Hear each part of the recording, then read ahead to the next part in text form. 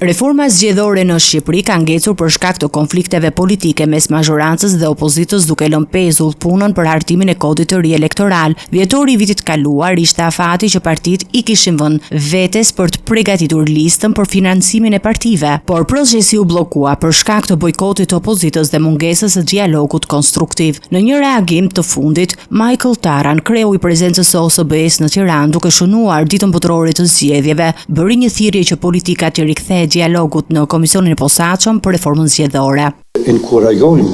punën e Komisionit ad hoc, Komisionit për reformën e zgjedhjeve, që shpresojmë shpejt të rifilloj punën e saj, sepse puna e saj është një punë shumë e rëndësishme, sepse ka një problem, ka disa problem të lidhura me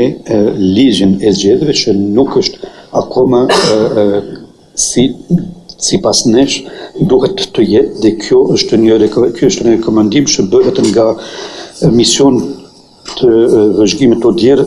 çdo herë. Ndonë se theksoj se OSB-ja nuk përfshihet sa i përket debatit politik, diplomati apeloi që mesazhi i tij të shkojë partive. Kësaj herë unë kam përshtypje që mesazhin e udhëherit e kanë dëgjuar. Më duket që partitë politike të ndryshme, dhe sigurisht nuk hymë në asnjë mënyrë në debatin politik, këtu jemi absolutisht neutral, nuk është roli ynë, por flas unë për gjithë partitë politike që janë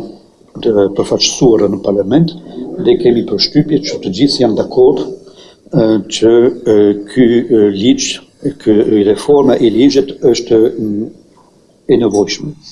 dhe do të ndihmojmë për të përmirësuar, për të punuar me këtë. OSB-i dhe Odiri theksojnë se reforma zgjedhore është jetike për rritjen e besimit të qytetarëve tek procesi demokratik dhe duhet të bëhet në bashkëpunim të plotë të gjithë forcave politike, duke respektuar afatet dhe ligjet ekzistuese.